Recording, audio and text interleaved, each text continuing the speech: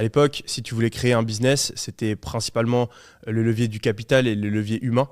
Donc en gros, tu devais avoir beaucoup d'argent à investir pour créer une usine, je sais pas, développer des voitures, des chemins de fer, des infrastructures. Ça demandait beaucoup d'argent. Donc ça prend du temps de réussir à avoir de plus en plus d'argent. Tu dois réinvestir les bénéfices ou peut-être que tu dois aller chercher des investisseurs. Ce qui fait que ton business met du temps à croître vu que tu as besoin de toujours plus de capital, et ça demandait de l'humain. Et l'humain, dans le business, c'est une des choses qui prend le plus de temps parce que tu dois trouver les bonnes personnes, tu dois les former, tu dois les intégrer à ton équipe.